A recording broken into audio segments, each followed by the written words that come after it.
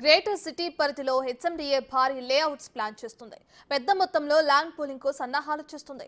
మధ్యతరగతి ప్రజలను దృష్టిలో పెట్టుకుని ఫ్లాట్లను విక్రయించాలని అధికారులు కసరత్తు చేస్తున్నారు.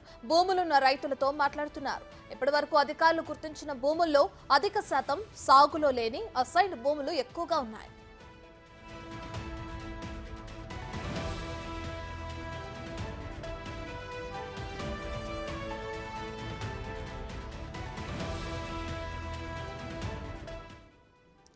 రైతులను ఒప్పించి భూములను సేకరించాలని నిర్ణయించారు. 60% భూమిని డెవలప్ చేసి రైతులకు ఇచ్చి మిగిలిన 40% భూములను హెచ్ఎండిఏ వేలం ద్వారా విక్రయించనున్నారు.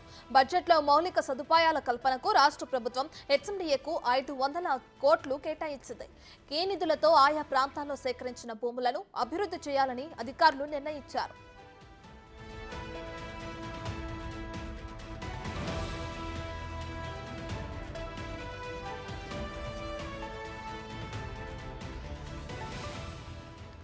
4 నెలల కింద రంగారెడ్డి జిల్లా పరిధిలోని ఇనుముల్ నర్వ, మేడ్చల్ జిల్లా పరిధిలోని బోగారంతో పాటు ప్రతాపసింగారం, లేమూరులో దాదాపు 500 ఎకరాలను సేకరించాలని నిర్ణయించారు. ఇక తాజాగా ఆర్ఆర్ఆర్ మధ్య చౌటుప్పల్ మండల పరిధిలోని దండు మల్కాపూర్లో 325 ఎకరాలు, నాదర్గుల్లో 91 ఎకరాలు, ప్రతాపసింగారంలో 152 ఎకరాలు, బోగారంలో 125 ఎకరాలు సేకరించాలని లక్ష్యంగా పెట్టుకున్నారు.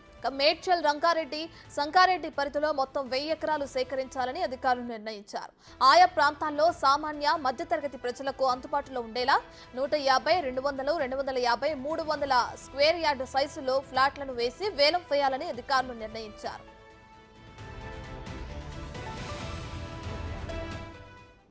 ఇక హైదరాబాద్ పరిధిలో హెచ్ఎండిఏ భారీ లేఅవుట్స్ ప్లాన్ చేస్తుంది. దీనికి సంబంధించి మరింత సమాచారాన్ని మా ప్రతినిధి రామ్ ప్రసాద్ అందిస్తారు. రైట్ రామ్ ప్రసాద్, దీనికి సంబంధించిన డీటెయిల్స్ ఏంటి?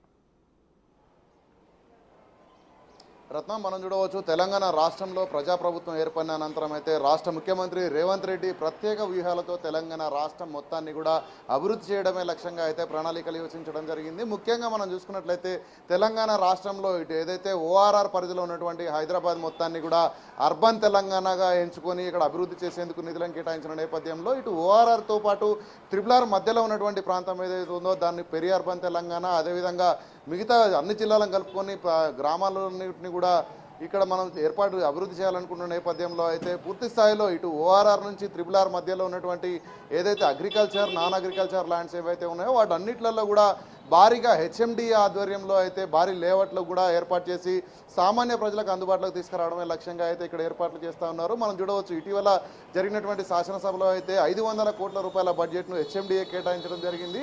హెచ్ఎండిఏ కేటాయించినటువంటి నిధులతో మౌలిక సదుపాయాల కల్పన, అదేవిధంగా సామాన్య ప్రజలు కూడా స్థలాలను కొనుక్కునే విధంగా వేలం పట్టలేసేందుకైతే ప్రస్తుతం ఏదైతే అగ్రికల్చర్ ఉన్నాయో నాన్ అగ్రికల్చర్ అసైన్డ్ భూములకు సంబంధించినటువంటి అన్ని భూములను కూడా ప్రభుత్వం 60-40 రేషియోలో, అంటే ముఖ్యంగా మనం చూసుకుంటే 60% భూములను ఎవరైతే భూ యజమానులు ఉంటారో వారికి కేటాయించడంతో పాటు 40% భూములన్నింటినీ కూడా వేలంపాట ద్వారా సామాన్య మధ్యతరగతి కుటుంబాల ప్రజలకు సుమారు 150, 200, 300 గజాల స్థలాన్ని అంటే వారు నివసించేందుకు వీలుగా అయితే అందించడమే లక్ష్యంగా అయితే ఇక్కడ ఏర్పాట్లు చేస్తూ ఉంది. అందులో భాగంగానే హెచ్ఎండిఏ ఆధ్వర్యంలో 1000 ఎకరాలకు సంబంధించినటువంటి లేఅవుట్ల నిర్మాణానికి కూడా ఇటు హెచ్ఎండిఏ అధికారులు సన్నద్ధమవుతున్నారు. ఇప్పటికే మనం చూడవచ్చు ఓఆర్ఆర్ నుంచి RRR మధ్యలో ఉన్నటువంటి ఇటు మేడ్చల్ కానీ, అదేవిధంగా పటాన్ చెరువు అవతల ఉన్నటువంటి అన్ని ప్రాంతాలలో కూడా 1000 ఎకరాలు, 500 ఎకరాలు ప్రాతిపదికన ఎంచుకుని అయితే ఇక్కడ స్థలాలను ఇటు ప్రభుత్వం తీసుకొని అక్కడ ఉన్నటువంటి ఎవరైతే యజమానులు ఉన్నారో వారికి 60% భూములను కూడా కేటాయించి డెవలప్మెంట్ చేసి వారికి అందించేందుకైతే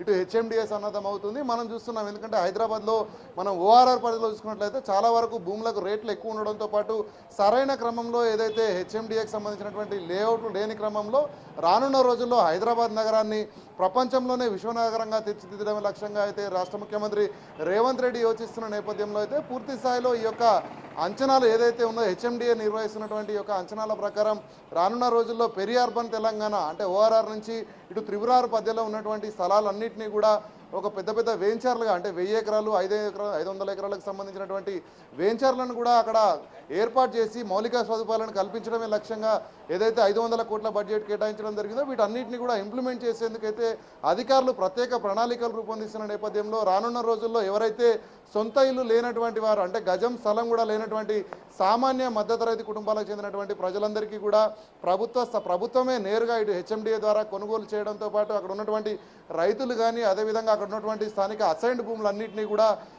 ఏదైతే హెచ్ఎండిఏ తన అధీనంలోకి తీసుకొని 1000 ఎకరాలు 500 ఎకరాలకు సంబంధించినటువంటి భారీ లేఅవుట్లకైతే ప్రణాళికలు యోచిస్తుందని మనకు తెలుస్తోంది Ratna. Right, thank you Ram Prasad.